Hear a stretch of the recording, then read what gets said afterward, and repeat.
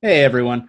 It's a very complicated time out there right now, and it is everyone's responsibility to stay as informed as they possibly can, as at this time, ignorance is not an option. Never before in history has more information been more readily available. And with the advent of technology, I think people are getting an eye into things that they had never really thought about before. And it is our job to stay on top of these things. Sometimes it may seem overwhelming, but when people are being hurt, you can't look away. You can't pretend it isn't happening. So do whatever you can to be as involved as possible. Get out there and be active in a safe way, but don't just sit there and observe as that time is past. It's no longer okay to simply be on the sidelines. You have to pick a side. Black Lives Matter, and police brutality is not something that any country should tolerate. Do good, be good, help however you can. And now, this week's episode. Twinema. Twinema. Twinema. Twinema. Cinema. Twinema. Cinema. Hey everyone, this episode contains spoilers, so if you don't want to end up like Chad driving that BMW at 14, watch the movies first.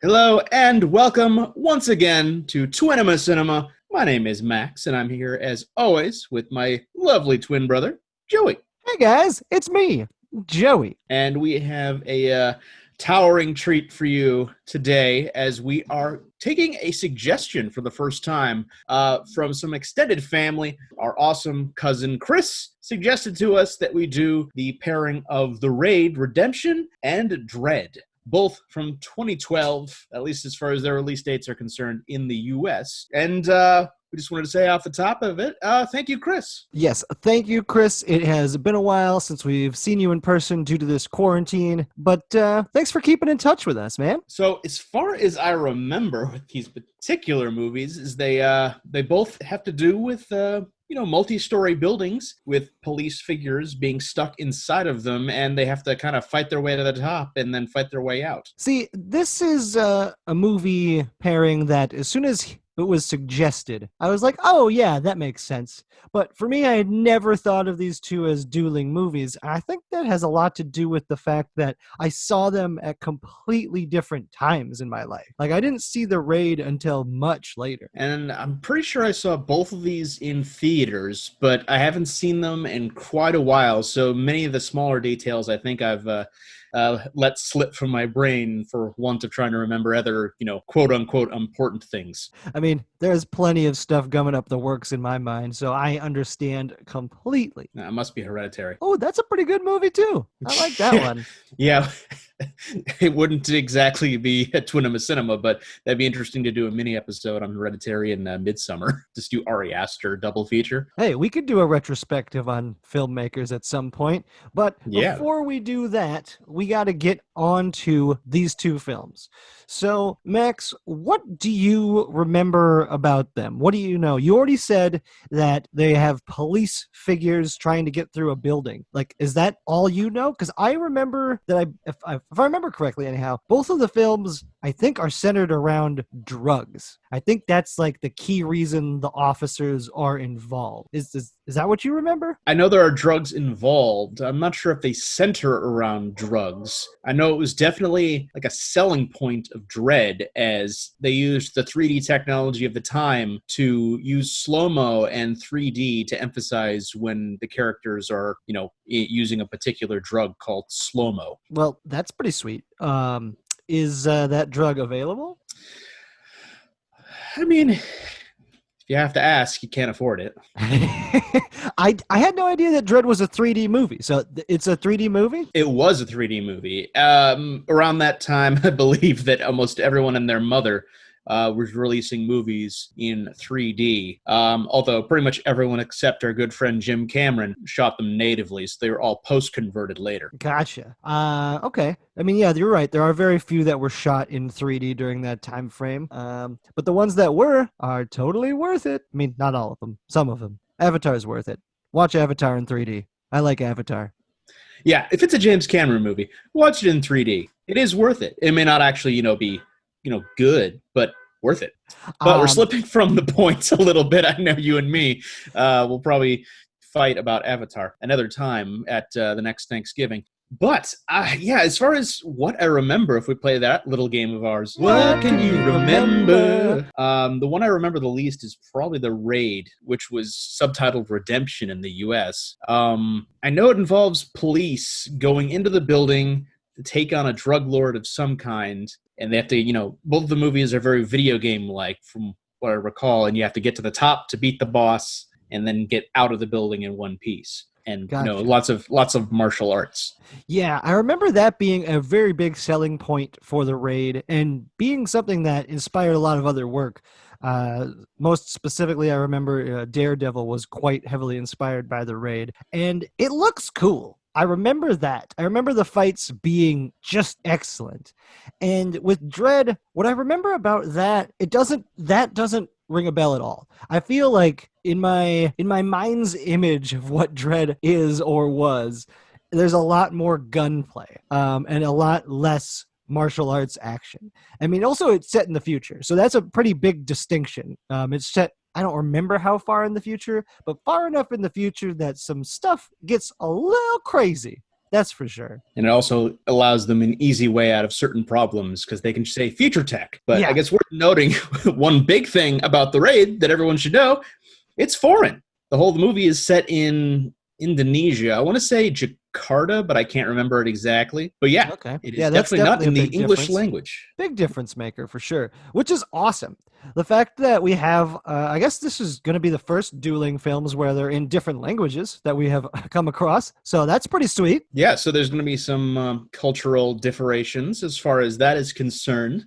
But it should be real interesting as far as this is concerned because, both of them seemingly have the same premise of video game-like movement upwards in a building as opposed to downwards like a Donkey Kong. That's a lie. That's a lie. That you go up in Donkey Kong too.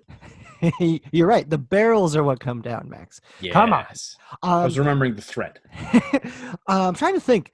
I really don't remember much about Dredd's setup, and I think that's kind of the same thing with The Raid. I feel like they kind of just go pretty quickly into the action, but you're in it. I feel like Dredd probably brings it out a little more and explains things a little more because for some reason between the two, I remember there being a beginning for Dredd, and in The Raid, all I remember is them being in the building. Yeah, I'm pretty sure The Raid starts right with them entering the building. But again, time will tell when I rewatch the thing. In which case, I'm going to make an effort to watch it in the original language, not the dubbed version. There's a dubbed version? I mean, there's a dubbed version of a lot of things.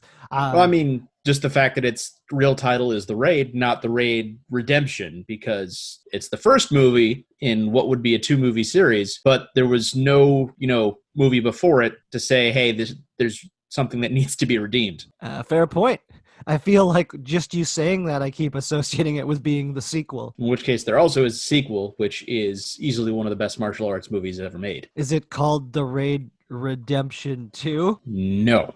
They kind of dropped the subtext there. So it's just called The Raid 2. Okay. See, that's good. I mean, not confusing at all to anyone. Dredd is, spelled, different because it's D-R-E-D-D. Well, Dredd's also a remake of a Sylvester Stallone movie, is it not? Well, I mean, they're both based on the same comic. Okay, gotcha. So they take place in that comic universe, but they're not the same movie. Or not the same movie. They don't follow the same story. Okay. I imagine they tried to save some money with this Dredd version by having it in one building, whereas the Sly version kind of takes place all over the city and for some reason has Rob Schneider in it. Cool. Wait, Rob Schneider? I feel like I'm confusing myself with Demolition Man and with Judge Dredd. They both had Rob Schneider. They really? He's in both of them? Yes. Okay, well, good. Now it was my a brain's weird connection in 95. Way to go, Rob Schneider. Or I guess Demolition Man was earlier, but I don't know. Yeah, so Rob Schneider was in action movies doing none of the action. Hey, somebody's got to be comedic relief. Rob Schneider, I guess. was funny once. You can do it. He did do it. All right, boys and girls, let's get into it. We're going to disappear for about 4 hours watching some upwards action in a building, possibly in English, possibly not. And we'll come out on the other side and we'll talk at you about it a little bit. All right, we will be back. For this week's movies, The Raid Redemption and Dredd both can be found on all rental platforms. And for streaming options, you can see The Raid Redemption on Tubi, and you can see Dredd on Pluto TV. Both of those are ad-based programs. Enjoy the shows.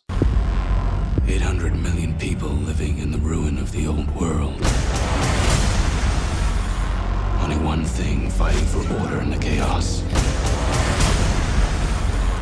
Men and women of the Hall of Justice. Anda sudah mendengar kalau kita kedatangan tamu tadi undang. Selamat bekerja. Dan jangan lupa bersenang-senang. She has control of everything. Levels 1 to 200. We're gonna have to go through him. I want him dead.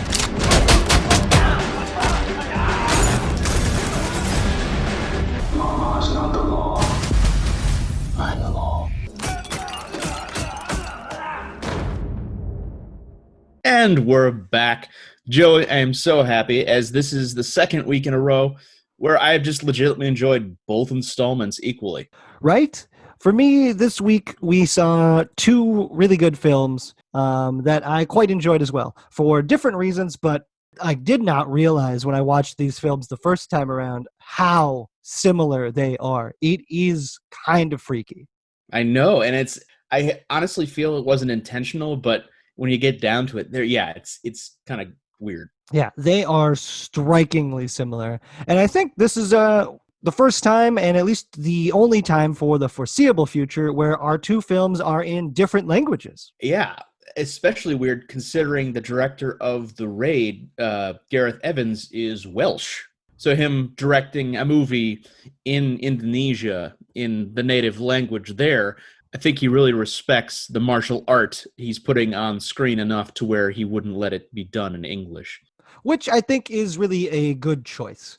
The film works so well, and because The Raid specifically has very little dialogue comparatively, I think you can get away with it being an easily palatable international feature because everything is so straightforward and shown visually that the dialogue really isn't necessary to tell this story. Yeah, it pretty much is only necessary in establishing certain parts of the plot. Dredd, on the other hand, is pretty much all about the violence and the grunting of Carl Urban as the Judge Dredd. Yeah, he had a grimace the entire movie. Apparently, that was very intentional due to the comic book character not really showing emotion beyond that. But at some points, it is so distracting, the fact that he doesn't have any change in emotion visually on his face. But I think that's kind of a testament to Dredd as well, as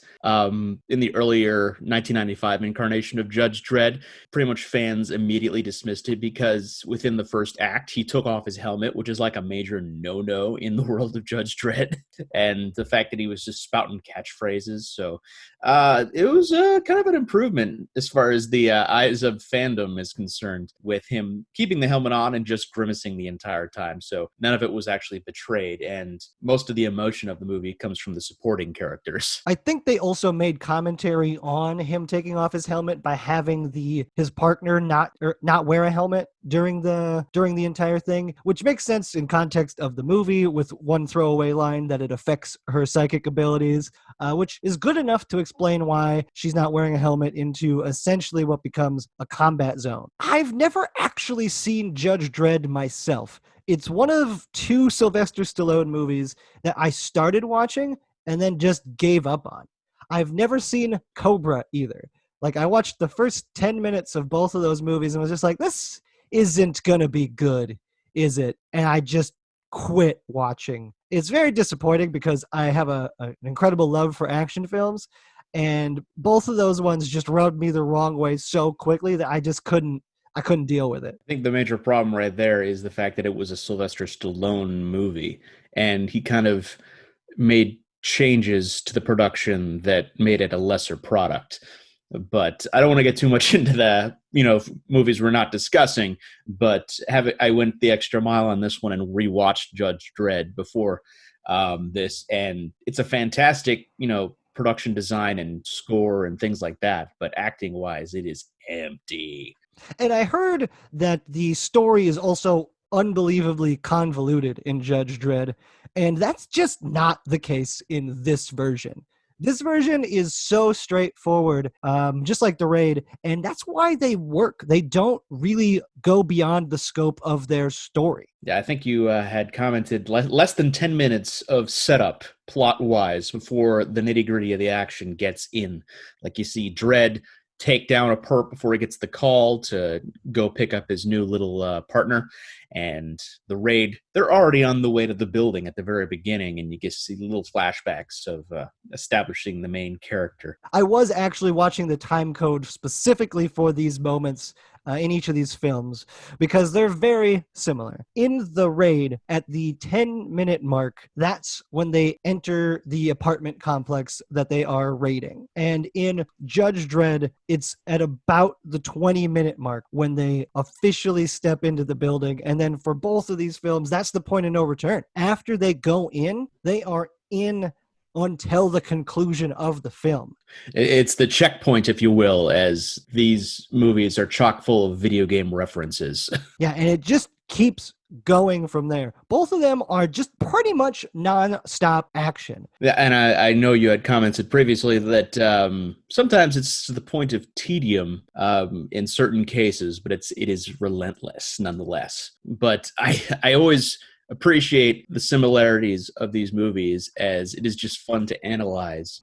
So what kind of similarities did you find in these two projects, Joey? Well, we've got quite a few, so I'm just going to name a bunch of them right off the bat. So obviously we have police officers. They are breaking into in both of these, it's actually apartment complexes that are controlled entirely by drug lords. They have their hideouts on the corresponding top floors of each building. They each have intercom systems that they can speak to all of the residents in the entire complex simultaneously. Both head drug lords in each film have access to video cameras that are on every floor, showing almost every space in these buildings. In both films, we do have references to drugs as the main source of our villain drug lord character's income.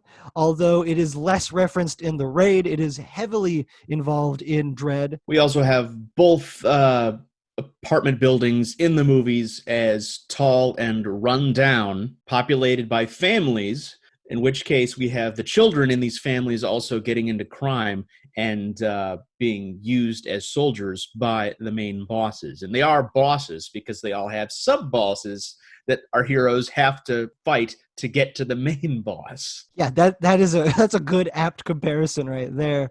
I didn't think about that, but you're right. There is a mini boss or a sub boss in both films. And then we also have help from the residents of the buildings. And I say help with quotation marks, as it is kind of forced upon them at various points, but they kind of help the cops at certain points in there. Oh, that's a very good note right there, Max. In both films, the drug lords ask the residents of their apartment complex to assist in taking down the police officers. In the Raid, they use a very fun incentive of no one has to pay rent again if they succeed in taking down these police officers. And that's probably not going to come true even if they do succeed, because it's a drug lord, you can't really trust him.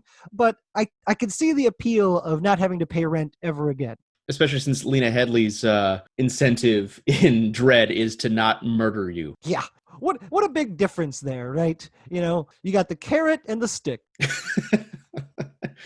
Let's see, what else do we have? We also have dirty cop betrayals in both movies. In each of these movies, there are police officers who are shown to be dirty cops on the take in some capacity. The reveal in the Raid for that comes much earlier than it is in Dredd. which I think adds to a little bit of the drama of we know that one of these police officers is dirty, whereas in Dredd, it's kind of like the last mini boss before we get to the final boss. It's the Elite Four, if I want to go with a Pokemon reference here. Perfect. Before you face off against Gary. Damn it, Gary. Gary. And I guess my favorite similarity between these two movies is entirely based upon the previous incarnations from the filmmakers or the series.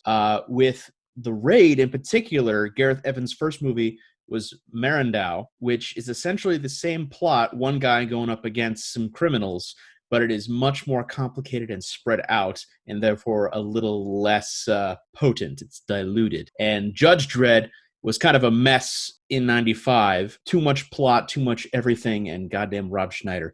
In both cases, they slimmed the hell out of the plots. You pretty much only have the action and minimal setup in a very tight location. So it simplifies it and makes it better. That's my favorite commonality between these two. Excellent. Just a couple little pickups here on similarities.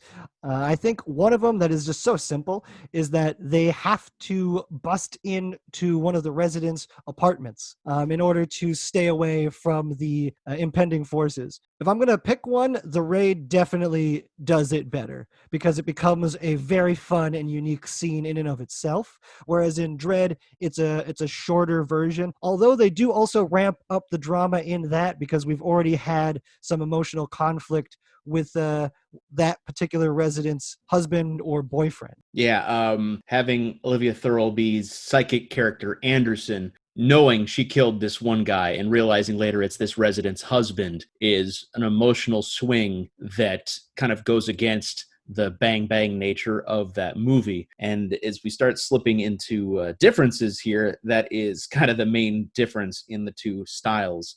As Dredd is very bipolar as far as things are concerned. It swings wildly from bang, shoot 'em up, kill everyone, to Anderson's kind of little subplot, realizing there has to be some nuance to justice. And you're going to have this conflict, whereas you killed this guy who is going to be a father, but no more because he's dead. Whereas The Raid, you're definitely walking a line of right and wrong the entire time. And it's not really to any of these movies' detriment. It just is wildly different styles. I think the big difference in how that style comes across is who your main protagonist is. In Judge Dredd, the main protagonist is Judge Dredd, who is not as nuanced in his take on justice. It is, you broke the law, suffer the consequences. Whereas in The Raid, we have our main protagonist, being this police officer who has a sense of nuance, who has a subjective look on situations and can understand where these characters are coming from that puts them into the circumstance they're in. We don't really see a change in his character in that regard, which is good because he's on the right side in this situation, whereas we do see a bit of a softening in Judge Dredd of his character because of the rookie, because of Anderson's slow pull towards there has to be a better way. And I think that's the entire point, too, because all of society in Dredd has devolved into this police state, which is semi-fascistic in nature, but it kind of goes into almost satire at that point on the level of Starship Troopers, maybe not that extreme, but having an officer like Dredd full of absolutes being softened by the rookie is a nice little arc for him, but most of the emotional weight is being pulled by Anderson, the rookie. In this film, and I assume it's also in the comic series as well, it is referenced that these police officers, in quote, they're actually called judges. That's why it is Judge Dredd. They are judges. And what that means in the context of this film is that they get to be the jury, the executioner, and the judge. They put judgment upon people because in this society, there's apparently not enough time or resources or what have you for us to have actual court trials. Yeah, you have 800 million people living in huge mega cities, so crime adjusts accordingly. That's one of the main complaints of police forces in our reality, in the actual world, is that a police officer should not be judge, jury, and executioner. That is not your role. And because that is set up from the beginning of Dredd to be the case, it is dramatically different. And I think by setting that up, it does make you question the role of police officers in society. And at this particular point in time, that's never been more important. Yeah, kind of addressing the elephant in the room there. Police officer as a hero is definitely a trope that is a little, I want to say squinchy is the word. It's like cringy. Cringy is the word when describing that, especially when you have such extreme measures being used by Dredd. Although thankfully in the raid, it's a little more on the straight and narrow of right and wrong, so you're not asked to question too much there. There's dirty cops involved, but there is an absolutely good protagonist the entire time telling us, no, bad. The fact that in the raid, the only character that really does anything extrajudicial is the dirty cop. He's the only person who kills somebody in the movie without them first being attacked, without it being a form of self-defense. And that moment is really early into the film. It's like 20 minutes into the movie. It's almost right away once they break into the apartment complex. And it's amped up by the fact that it is a kid. It is an unarmed kid who gets murdered by a police officer. And you can just see what happens. You can see the shock that goes through all of these officers, and they realize that now they're in a whole new ball game. Well, yeah, they're dead because of this guy taking extrajudicious action. They are now defending themselves, but they also are aware that they're in the wrong. And it's although you don't have to question too much of the character's actions because of the setup of both of these films, that moment really hits home as what do we do in this situation? But many times the violence inherent in both of these films is, like I said, cringy, but it's also established heavily within the world of these movies, so it can be enjoyed to a certain extent as well, especially with the hyper-violence of Dredd. Pretty much everything is bright red when it comes to violence. Both films pretty much give our characters a green light on killing people, and they do so by, for the most part, making it be that they are the ones being attacked. And since they are actually being attacked by people wielding guns, by people wielding knives, machetes, etc., trying to kill them, self-defense is completely justifiable. And in Dredd, they go to the extreme of it being that the judges actually get to be executioners, and that anyone trying to take the life of a judge is automatically given a death sentence. That is a crime punishable by death. So it's just kind of, like you said, it goes into a video game realm where there is no wrong that these characters can do in so many ways because they are just defending themselves. A plus of that is they have the green light, but they're also at certain points allowed to question the green light to, certain extents. Which is what makes these films much better than just action schlock. There is character and there is story and there is a point to these films. Like, the action is pretty incredible. Both of these films do action super well. I would say they're dramatically different in their action approach because obviously, well, maybe not obviously if you haven't watched the films, but obviously after having watched the films, Dredd is heavily focused on gunplay. It is almost exclusively through guns and through different ammunition that people are taken down, that people are killed, that people are murdered. Whereas in the raid, it is a much more even split because people seem to run out of ammo a lot earlier because they're not conserving their ammo, yeah. They're not conserving their ammo, and it's set in a more realistic world, which is another huge difference, is that the raid is set in essentially modern time, I believe, modern time when the film came out. It's just a different culture, basically, but yeah, it's present day. Yeah, whereas Dredd is set, I don't remember if there's a specific timeline, but it's set in the future after some kind of, I think, nuclear fallout. Yeah, an entire apocalypse has happened. There's only one, maybe two cities still functioning in the U.S. Yeah, and they're megacities, as Max made reference earlier. 800 million people living between, I think they said, Boston and Washington, D.C. So, like, that corridor is considered one city in this world. In the world of the comics, apparently, there was a Megacity 2 out west, but it might have been annihilated at some point, and then there's Texas City. Texas City? Nice. Yes, Texas City, which is, as you can imagine, its own, city-state. Which isn't referenced referenced at all in the film, and it's a good thing. They keep it very simple in both of these movies. And then it's implied in The Raid that there's a larger criminal network at work between the police and the criminals and all kinds of stuff. But again, it's kept very simple, and it is to the benefit of the movie for that. Another big difference in the two films is the fact that Dredd really leans into the drug use as a part of the whole storyline.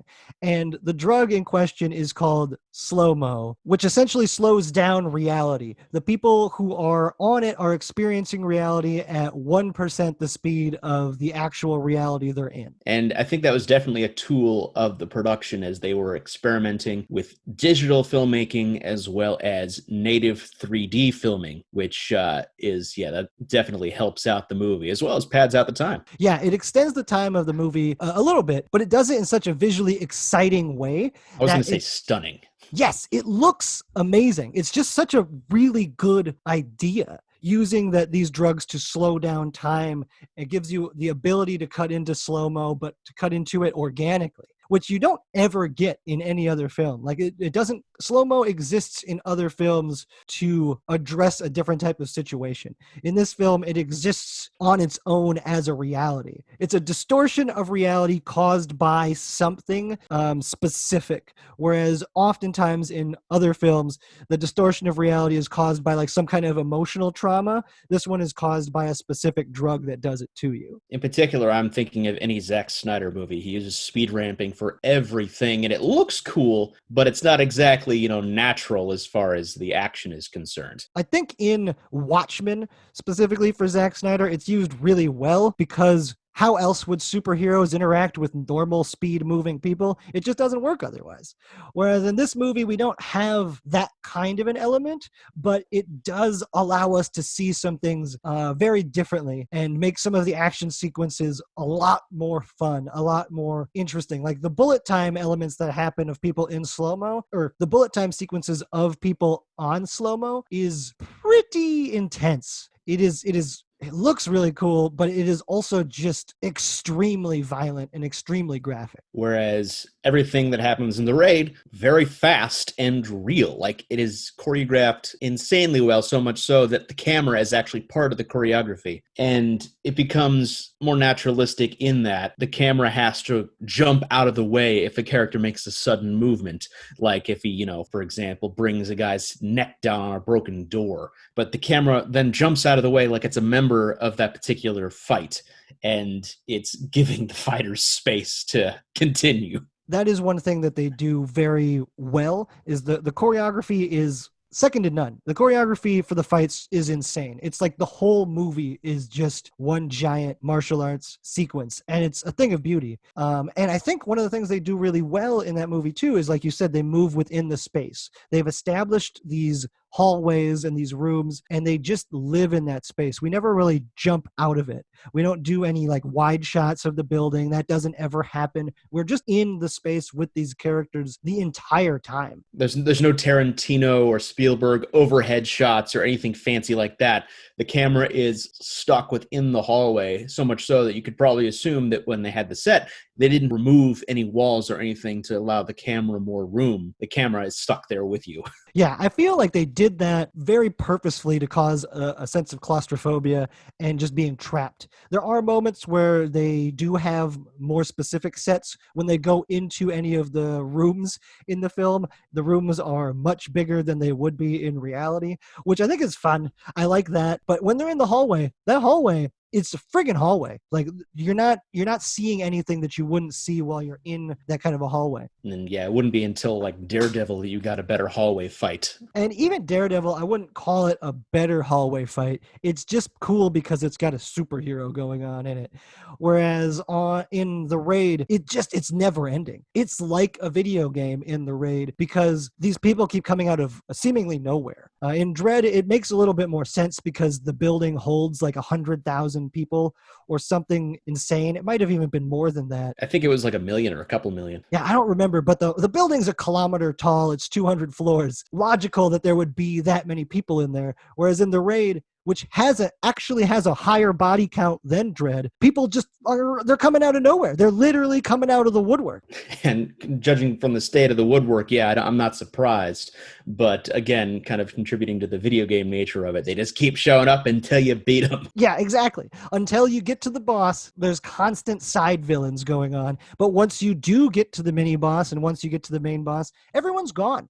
There isn't a single person left except for the last person, which makes no logical sense in reality, but works perfectly in both of these two films. It's also worth noting in The Raid, the camera is also a lot closer to the action than Judge Dredd, as bullets, can travel a good distance, so they keep a distance from each other when they're fighting. Yeah. And that makes sense in so many ways, too. Like, it's stylistically very different. When you're having hand-to-hand combat, you have to be closer to follow the action. When you're having gunplay, you don't need to be quite that close. So, Max, you have the numbers in front of you. What is the actual body count of each of these films? Well, in Dredd, the one where we have seemingly more firepower, the body count is 102, whereas The Raid is 121, which is kind of all those just guys coming out and appearing out of nowhere. The violence in these movies is insane. I don't know which one I would say is actually more graphic per se. I would probably lean towards The Raid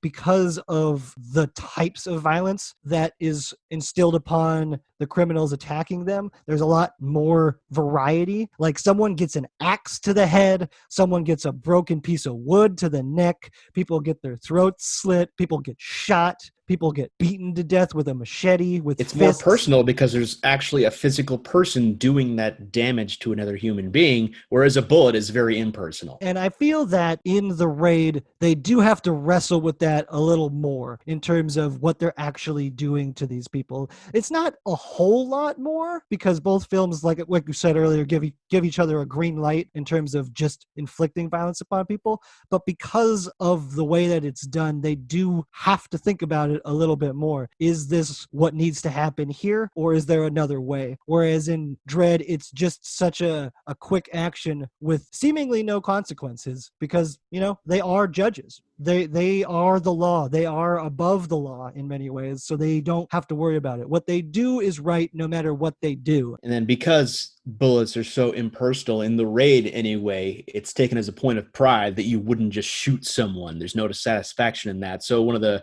sub-bosses, Mad Dog, in this movie actually just puts away his gun and fights one of the other policemen hand-to-hand before killing him with great satisfaction.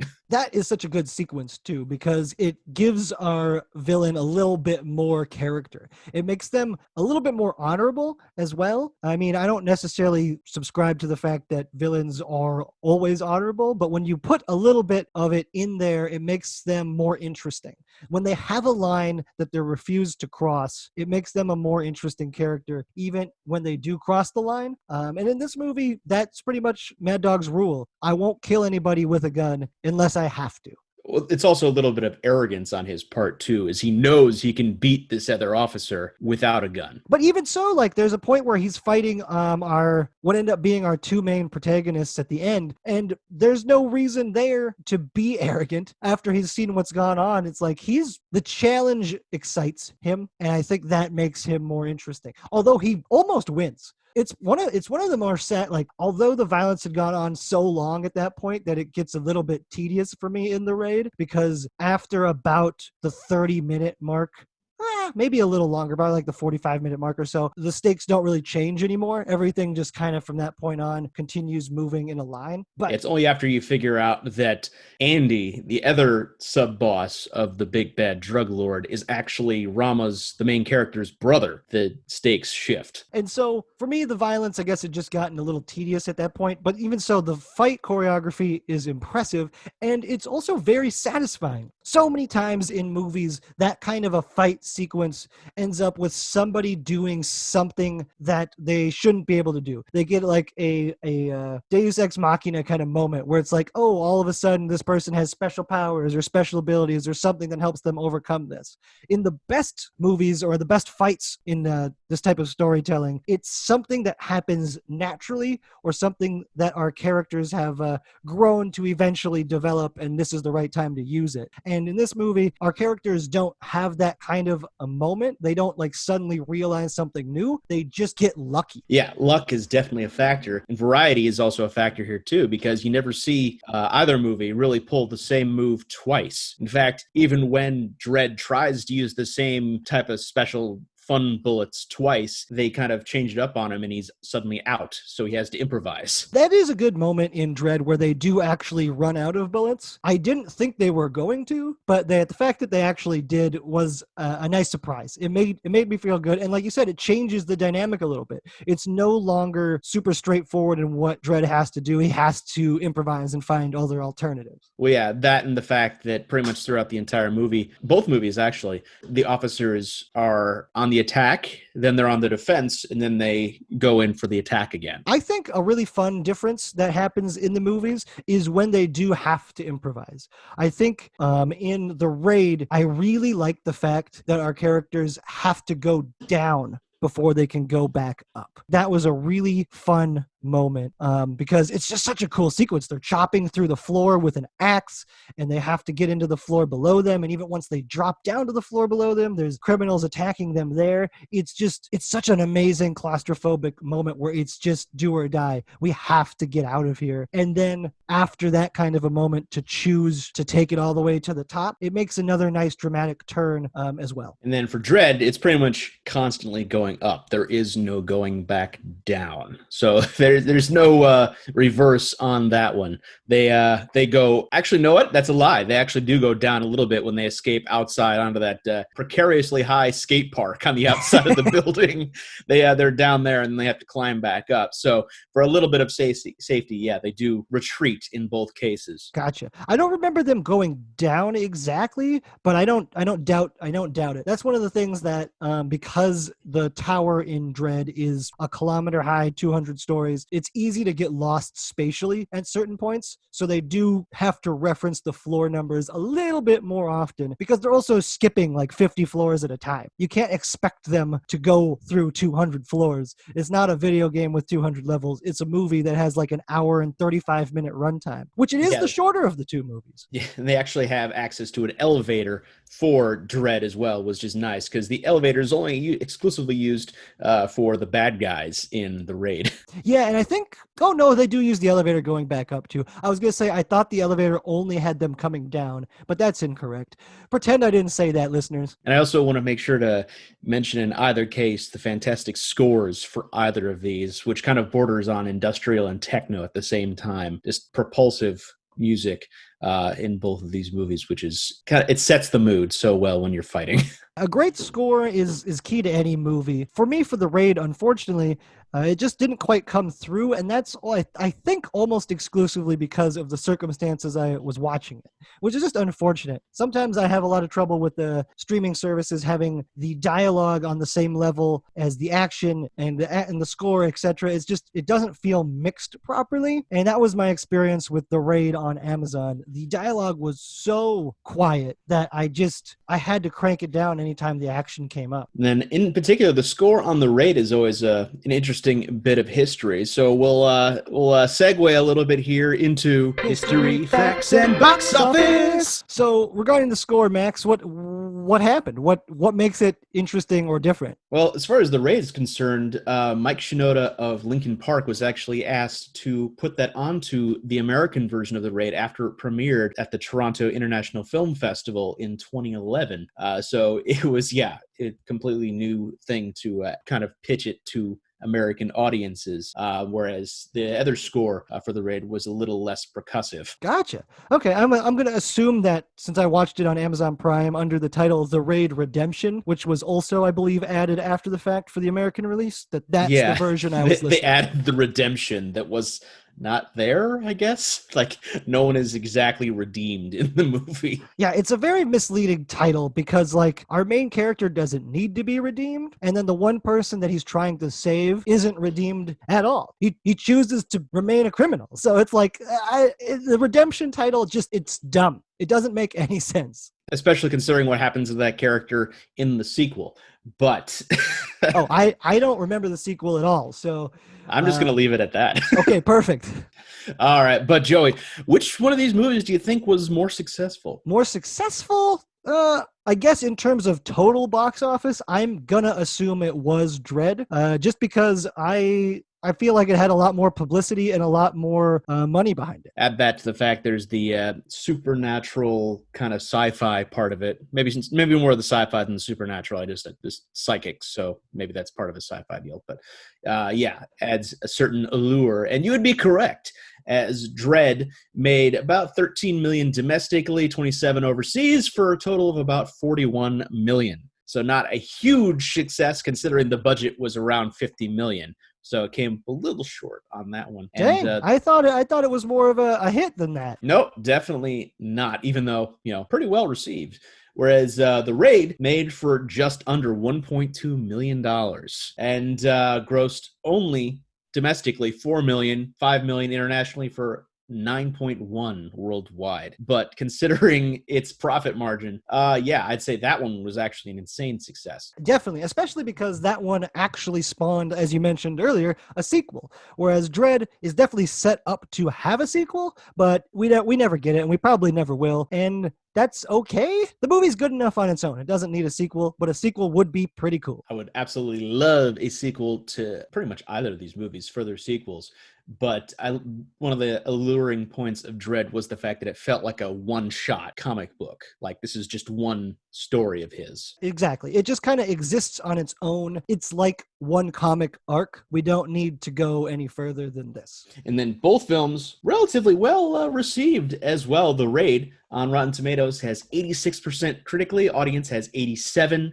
Metacritic is 73 out of 100. And Dredd, you got 79 critically on Rotten Tomatoes with a 72 audience score and 60 out of 100 on Metacritic. So not too shabby as far as being liked. Like, no one hated these movies except for Roger Ebert, who, as it turns out, gave The Raid 1 out of 4 stars. Well, Roger can't always be right, I do like his opinion. His opinion was something that really matters to me in terms of how I will view a film. Even years after he died, I'm still visiting his website because it's like the gold standard of reviewing. And while he may have been wrong in this case, yeah, he usually was, pretty on the pulse of things. And even if we disagreed with him, you got to respect him. And I think that's the biggest thing of a critic, is to be consistent and respectful, because then you can judge your own opinion based on theirs. Even if you disagree, you know that you're probably going to disagree going in. And even that can be helpful. Even though I strongly disagree that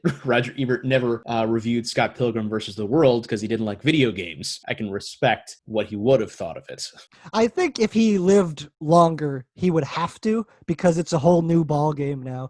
I don't think he could have pretended that didn't happen. I think he would have changed with the times, because he was that kind of a person. True. Like, he's been known to go back on his reviews as well, because time changes everything. Like, he famously only gave Jurassic Park like a 3 originally, but when it was re-released in 2012, he gave it 4. Of course you'd remember that one. Okay, there's that too. Another favorite of mine is also The Fountain, which he reviewed poorly when it first came out in 2006.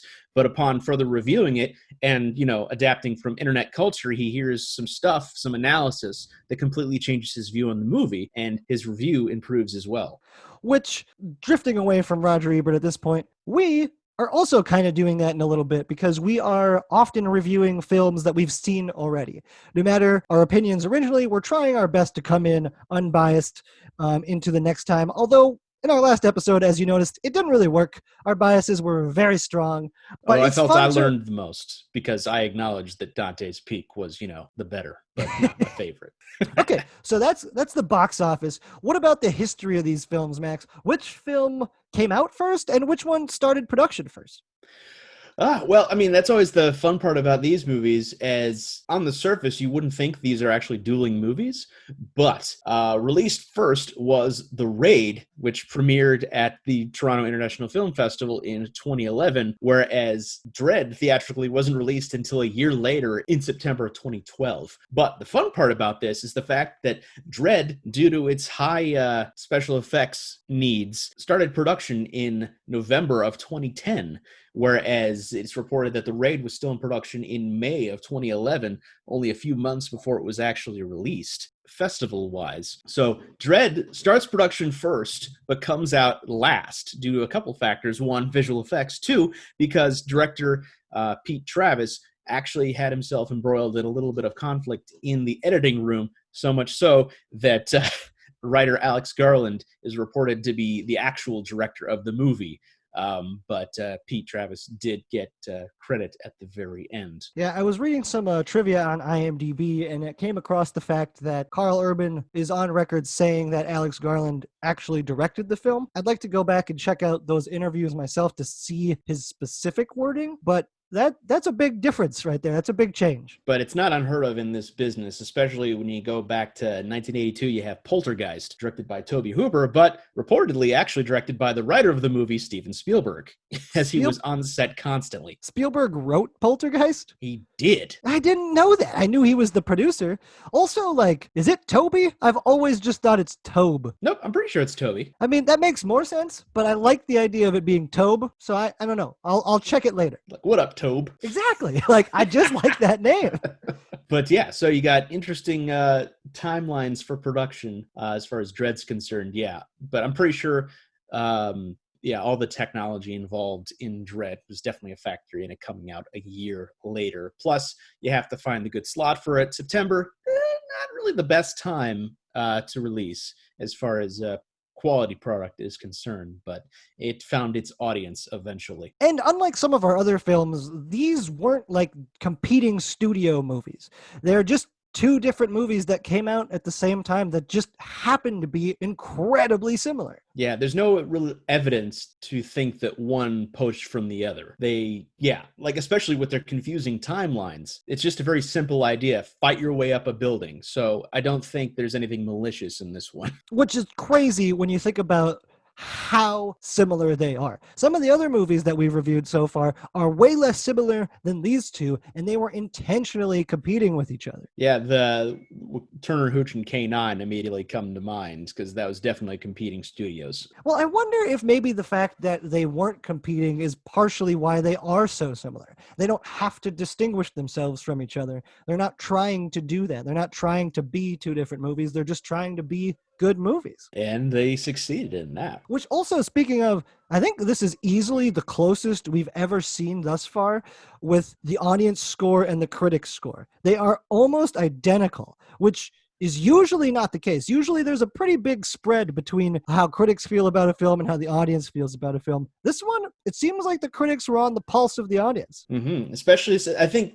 like the worlds established in these movies, you know what you're gonna get. And I think, the critics and the audience both knew that, and they liked what they saw. So everyone pretty much enjoyed what they got out of these movies. Joey, what were your favorite parts about these movies? Well, I'm going to go ahead and say one of my least favorite parts first, and then I'm going to go into favorite parts. In Dredd, there is a moment where Judge Dredd gets shot. And the thing about it is there's no way that he doesn't know he's about to get shot. So the fact that he just stands there bugs me. But at the same time, you fully expect him to not get shot, because in all action movies, they miraculously avoid getting shot, such as earlier in the movie where there's these chain Gatling guns that they just blow up an entire floor with in Dredd, and there's literally no way they survive. That part took me out. It was just too unbelievable. And then later, they do something that's like the exact opposite in terms of unbelievable. It's so small scale.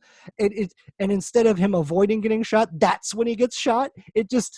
Those two moments really bugged me a lot. But other than that, I really enjoyed Dredd. Well, with that too, it's a bit of tension as far as him standing against the wall. He knows he's about to get shot, but he knows he can't move otherwise. So he chooses to get shot rather than, dive out of the way and risk, further fire upon himself. Which, what if he dies right there? Don't you try to avoid getting shot at all costs? Isn't that the right move, Max? I mean, I suppose he could have moved as he saw the trail of bullets coming towards him. But I don't know, it was a moment of tension, which actually doesn't happen in Dredd terribly often, which is something I like in the Raid even more, as it actually uses tension very well with the main characters hiding at various points or just, gearing up before a fight.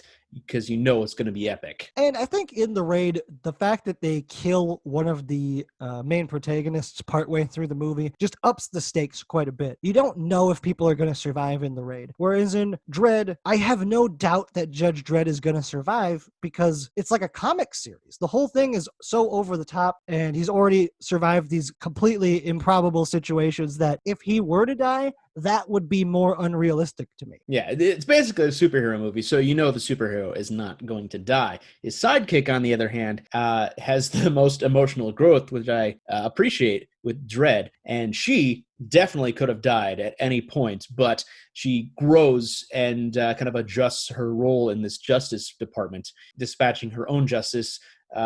Even if she's going to fail at this point, she wants to do the right thing towards the end of the movie, and she uses her own gifts to help her. Like, my favorite moment in Dredd is at the very end, there's a dirty cop who's going to try to, get on her good side and shoot her in the back, whereas the clairvoyant Anderson just reads her mind and shoots her.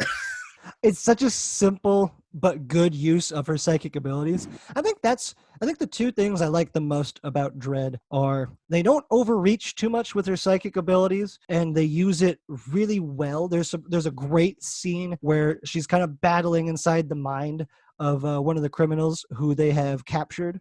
That sequence is really good and really fun and disturbing. And I think the other thing that's just so good in the movie is how the slow-mo works. Like, the use of slow-mo and the use of that drug in the movie just adds a whole new level to the visual aspects of the movie and the storytelling possibilities. It's something that you sometimes catch yourself hating because it feels like it's overdone or overblown or overutilized, whereas because it's part of the story, you never feel that way. It's diegetic. It feels like it belongs in the movie. And even as you're thinking, hey, this might be overused, you love it while you're watching it. It's only after the fact you question it. Yeah, and even in the movie, like, they use it as a form of torture, which is one of the best ways to kill somebody I've seen in a movie. It's awful, but it's amazing. Yeah. Is they get somebody high on this drug that slows everything down to 1% of reality and throw them off the top of a building. And it's just like, holy shit. How amazing and genius of a way to torture somebody is that? At the same time, you're like, that is horrific on every single level. And it's only enhanced by, like, the Blade Runner-esque just weird chanting going on while you're experiencing slow-mo from Paul Leonard Morgan's score. So yeah, it's a weird experience, and it's definitely enjoyable. Apparently, that moment, the music that they use in the slow-mo sequences is based on slowing down a Justin Bieber song by like 800%. Which is a disturbing thought, but it totally works. Like, I assume they changed it later on, but yeah. I got to figure out what song it was because I like a lot of Justin Bieber's music. Pop music is kind of my jam, and it's just very unexpected. Or it's like, when I read that, I was like, oh, that makes sense. It is this weird, slow-mo, euphoric, happy kind of music where people are dying. So, like, that final sequence where they throw off Lena Headey's Mama character is pretty excellent. And then, like, in terms of the raid, I think my favorite part is everything that involves that axe. Like, they do such a good job of establishing an axe coming into it. They never really get a close-up shot of it, so it's not like foreshadowing by putting a gun in someone's hand early on in a film and having a super close-up of it. It's just naturally part of the action, and then all of a sudden they need an axe to chop through a floor, and then after they chop through that floor, that axe becomes a weapon. And holy crap, is that just a cool set of sequences involving that axe. I think the fight choreography in the raid is the best part of the movie because the whole movie's built around the fight choreography in the raid, and sometimes that like ruins a scene. You know, they Game of Thrones it. They come up with a sequence that they want to do, and then they shoehorn it into a story. Whereas the raid is built from the ground up entirely about this. They're not trying to fit it into a pre-existing story or into a different arc. They just built the arc around it. And that's why it works. It just works because the choreography is so great and they showcase it in every possible moment, without it feeling unnecessary or forced. You have to fight, otherwise you're gonna die. And with that, they actually show most of the action. Unlike a lot of American action movies, they don't use editing to cover up a lot of it. They show choreographed action in its entirety and only cut when it needs to change. So you see the actual performers going down, which the actors in that movie are proficient in. There's a couple moments in The Raid where the action isn't quite perfect, but you forgive it because so much of it is. It's like when they're doing these really long takes, you can't expect every moment to be 100% perfect. You've kind of just got to improvise with it, which is what happens in an actual fight too. Some of these misses actually end up working to the advantage of the film because it feels more organic. All right. Well, we have been jawing about these movies, although I think we have to figure out which one is the victor.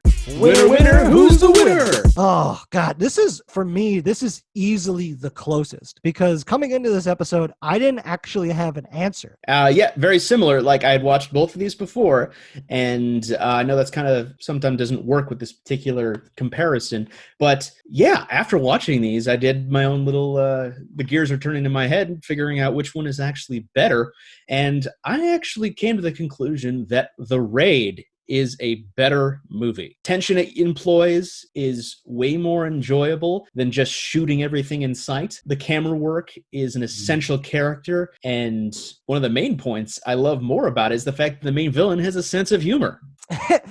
That's actually a very good point, because that you don't usually see that unless it's like an emphasized part of their character. Either the villain is over the top and humor is a part of that kind of a person who's just joking all the time, or it's not there at all. In this movie, they do strike a nice balance with our villains. Yeah, Lena Headey is certainly menacing, but there's nothing enjoyable about it. Yeah, she's kind of just a terrible person in every sense of the word. Like, she's been through a lot, granted, but you know what? A lot of serial killers have also been through a lot. It's not really an excuse, especially once you murder. In this movie, she specifically murders, I don't know, at least 20 people. All right, what do you think? What's the better one?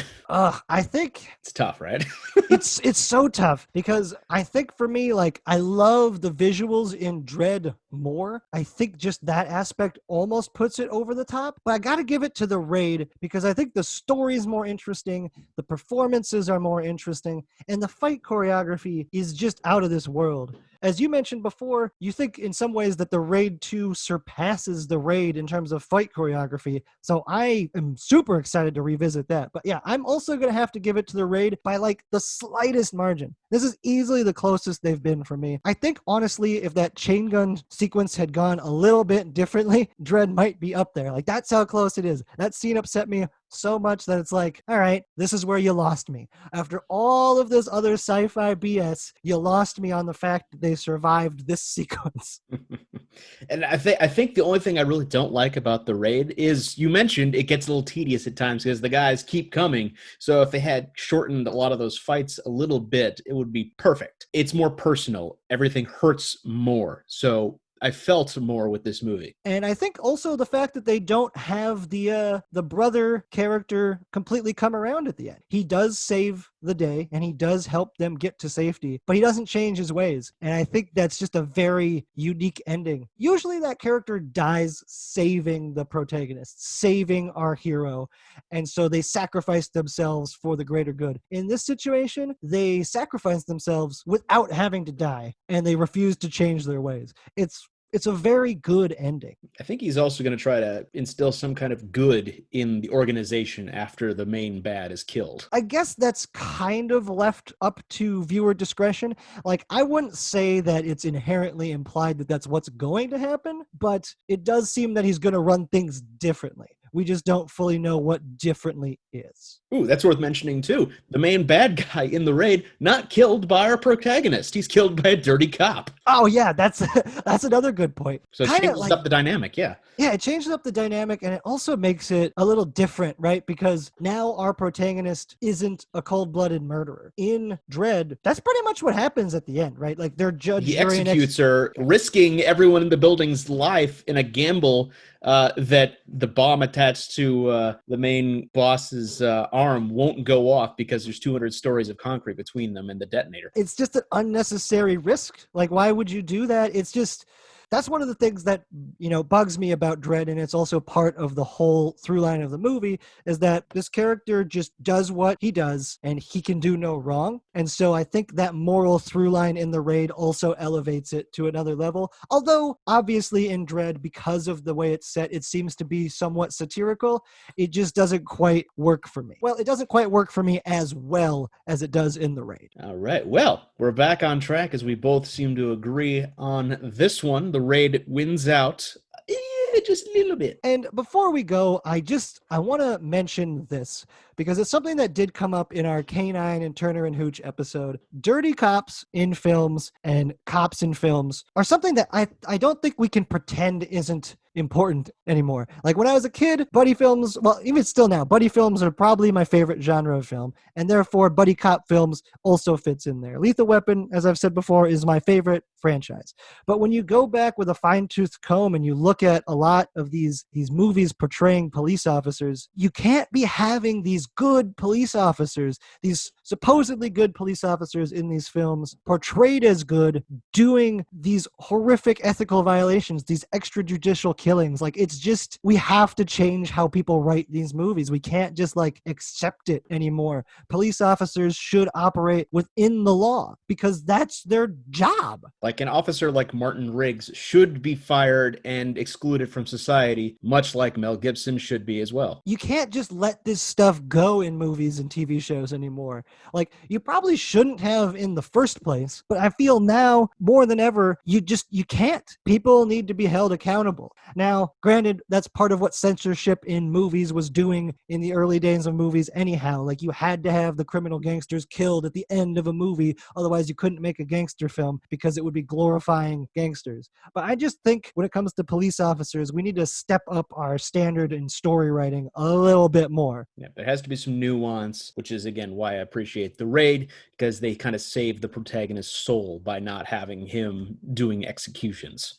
All right, so we come to another episode's end. As always, we thank you for listening. Please like and subscribe to the podcast. We also would love to hear your thoughts at any moment. We appreciate your listening and your continued support of our podcast. Please check us out on Instagram and on Twitter. On Instagram, it is Twinema Cinema, and on Twitter, it is Cinema Twinema. And also, don't forget that Facebook. All right, as always, I was Max. I'm Joey. Good night and good luck. Stay safe out there, everyone.